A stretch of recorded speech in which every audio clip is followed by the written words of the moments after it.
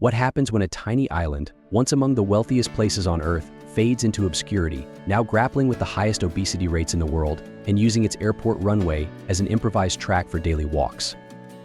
Nauru, officially recognized as the least visited country on the planet, is a land with an extraordinary tale, a journey marked by staggering wealth, environmental collapse, and a way of life reshaped by unexpected challenges. Could this isolated island, with its tumultuous past, offer some of the most profound insights into sustainability and resilience? Join us as we uncover the fascinating story of Nauru.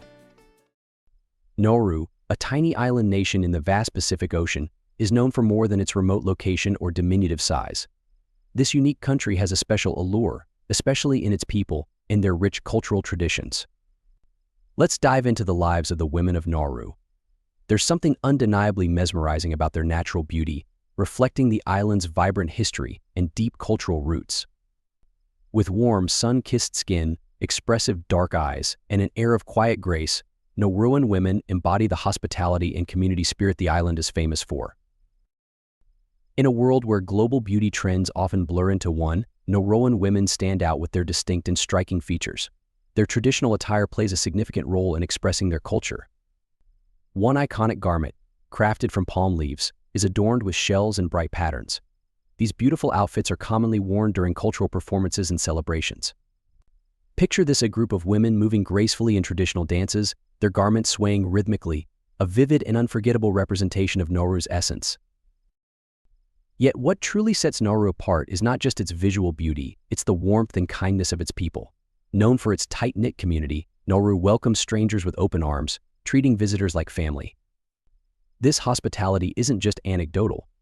A report from the Pacific Islands Forum in the year 2024 revealed that nearly 90% of visitors felt genuinely embraced during their stay. That's an impressive figure, wouldn't you agree? If you're fortunate enough to visit during a local festival or celebration, you're in for more than just entertainment. Families often invite guests to join in the festivities, offering delicious home-cooked meals and sharing heartfelt stories about life on the island. It's an experience that creates a rare and lasting sense of connection. So what do you think? Does Nauru's tiny size and remote location hold a bigger, more meaningful story than most travelers could ever imagine? Could this be one of the friendliest places you've never heard of? Share your thoughts in the comments below. Did you know that nearly 71% of Nauru's population is classified as obese? This staggering figure makes it the country with the highest obesity rate in the world. As you stroll through the streets, visit the local markets, or dine at a restaurant, it's clear that obesity is a widespread challenge, a crisis so severe, it is often described as an epidemic. But how did this island nation reach such a critical point? The roots of this issue trace back to the collapse of Nauru's once thriving phosphate mining industry. Decades ago, Nauru was among the wealthiest nations per person thanks to its abundant phosphate deposits. However, when those resources were depleted, the nation's wealth vanished too. Today, Nauru heavily depends on imported, inexpensive processed foods such as instant noodles, canned meats, and sugary drinks. These unhealthy items have become dietary staples, fueling the obesity crisis.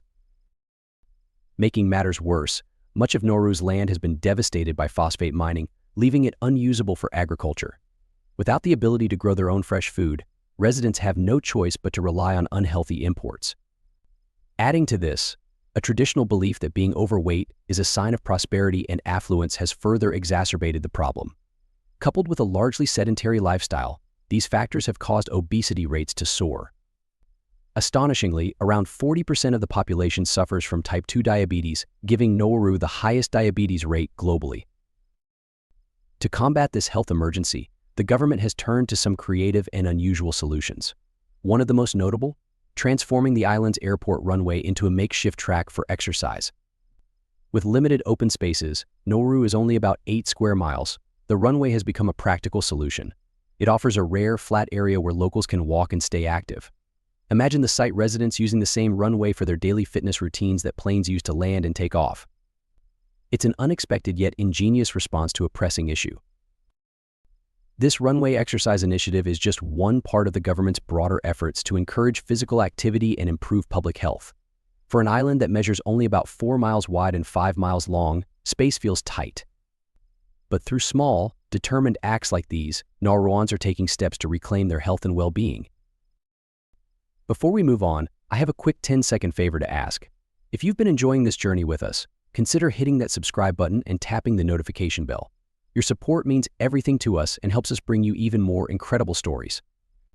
If you do this, I promise my team and I will work tirelessly to make this channel even better. Deal? Nauru's history isn't just about environmental devastation and public health struggles. It also includes a fascinating yet controversial chapter in its economic journey. What do you do when your country's primary resource is nearly gone and your economy is teetering on the edge of collapse? In the 1990s, Nauru faced precisely this dilemma as its once abundant phosphate reserves were rapidly depleting. Instead of pursuing a conventional solution, the island embarked on an unconventional and contentious path: offshore banking and the sale of passports. During this period, Nauru registered over 400 offshore banks. But here's the catch: many of these banks existed only on paper. They didn't need to operate physically on the island. This lack of regulation turned Nauru into a hotspot for illicit financial activities, including laundering vast sums of money. It's believed that Russian criminal organizations funneled billions of dollars through Nauru's shell banks during this time. But that wasn't the only strategy Nauru employed. The country also started selling passports, offering citizenship to individuals seeking visa-free travel or financial benefits. Unfortunately, this program attracted more than just entrepreneurs and investors. It also drew individuals with sinister motives, including terrorism suspects, sparking global concern and criticism. The United States, alarmed by the potential misuse of these programs by criminal networks, pressured Nauru to shut down both its offshore banking operations and passport sales. By the year 2003, under the threat of severe financial sanctions, Nauru was forced to revoke many of its offshore banking licenses. However, the damage was already done. The island's reputation was severely tarnished, and many international banks severed ties with Nauru, isolating it further from the global financial system. This tumultuous period left deep scars on Nauru's economy and its standing in the international community. The question now is, how does a small, isolated nation like Nauru rebuild after such a dramatic fall from grace? And what lies ahead for this unique island? Stay tuned as we continue to explore the remarkable story of Nauru.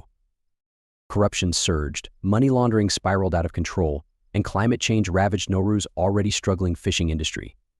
The result? A nation with unemployment rates soaring to nearly 80% and land that was rendered barren. The crisis seemed never-ending.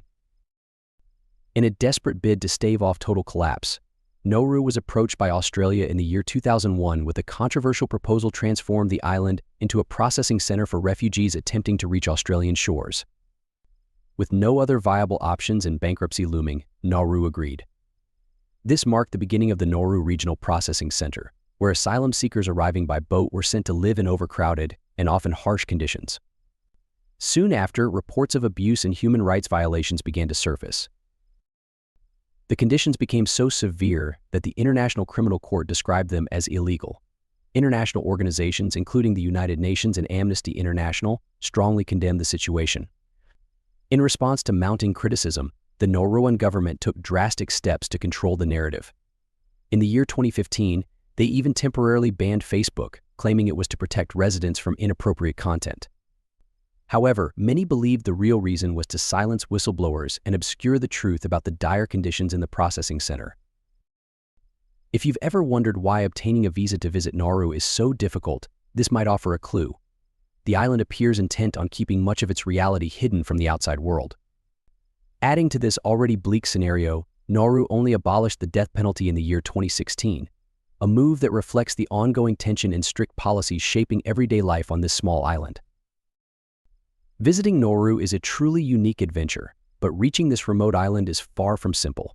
If you're planning to travel here, there's only one way to arrive: Nauru International Airport, serviced by Nauru Airlines. And here's the catch: there's just one weekly flight from Brisbane, Australia. This means careful planning is essential. Before boarding the plane, you'll need a visa, which costs $100. The tricky part: you can only apply at one of 10 consulates or embassies worldwide. So getting to Nauru takes serious preparation. When you finally land on this tiny Pacific island, you'll quickly notice that accommodations are very limited. There are just 4 hotels on the entire island. The Minin Hotel is the largest.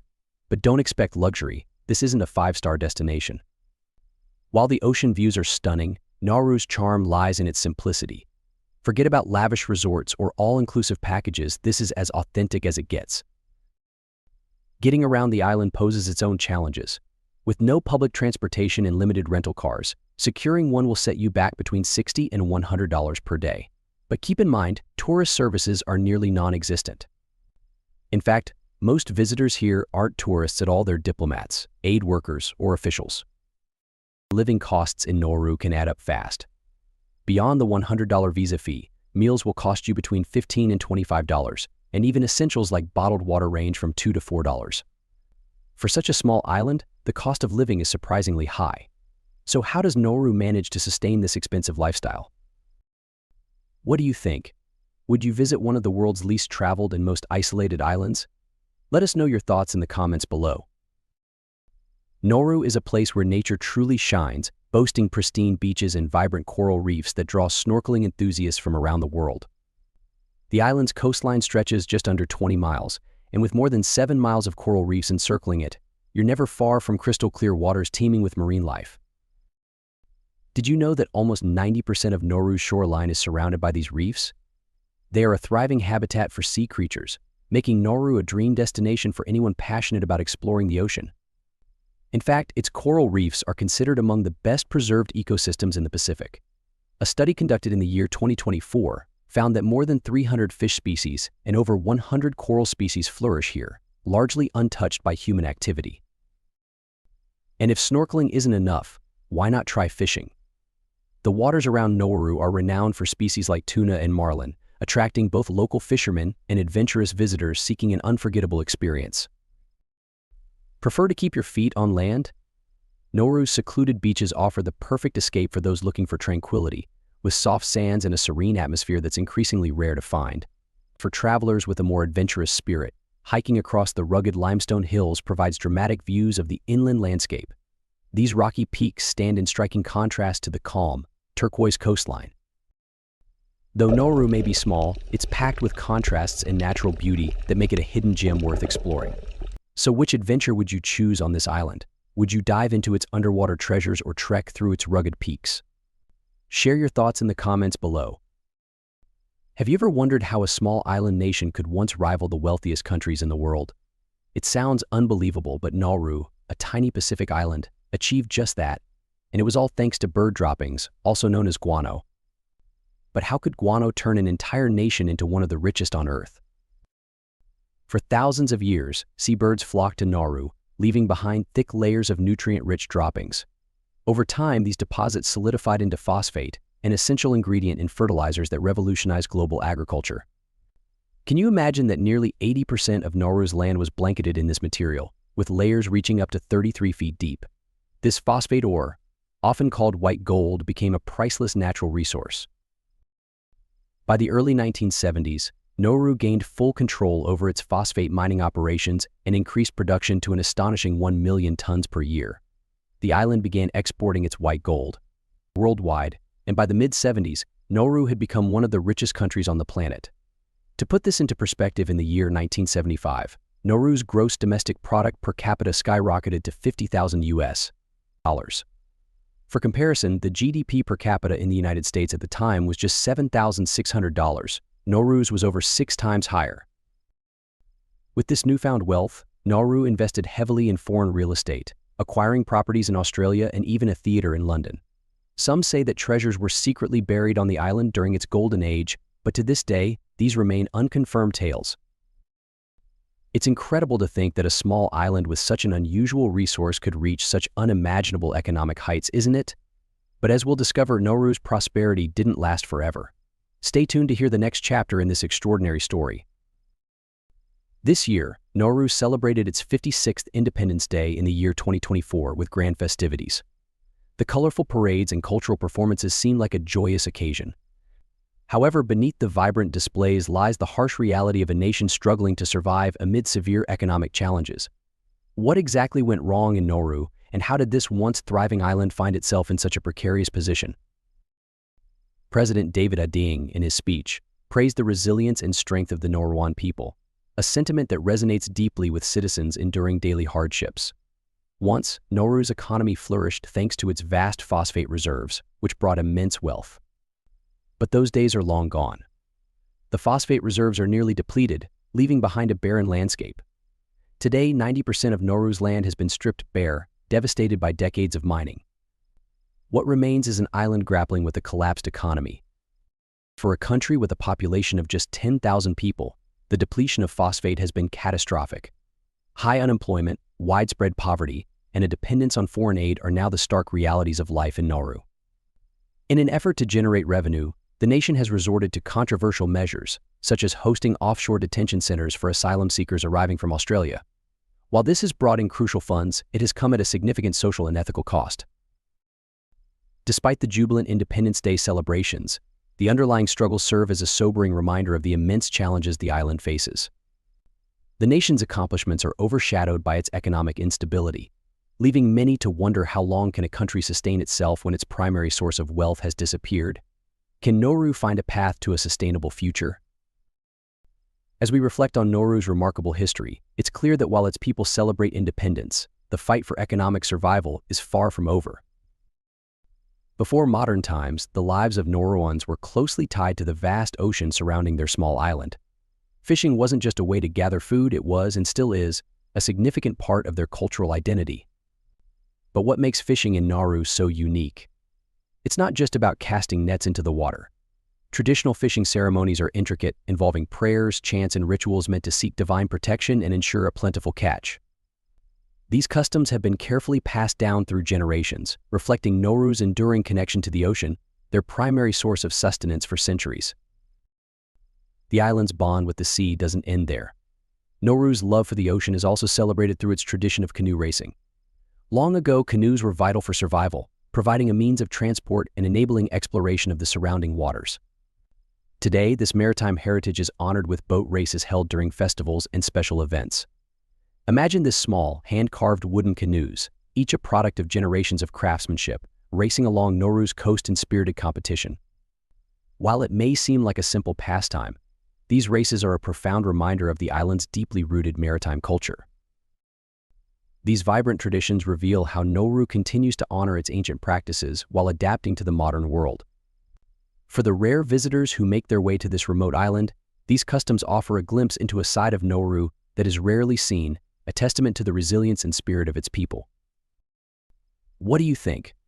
Could these centuries-old traditions help us understand Nauru in ways that go beyond its struggles? Share your thoughts in the comments below. Nauru is not only one of the smallest countries on Earth, it's also one of the most unusual in ways that might surprise you.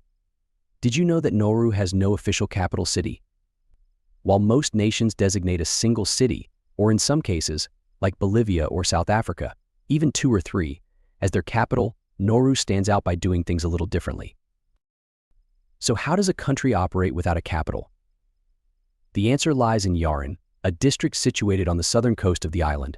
Yaren acts as the de facto capital, even though it's not officially recognized as such. Here you'll find the Parliament building, embassies from nations like Taiwan and Australia, and Nauru's only international airport.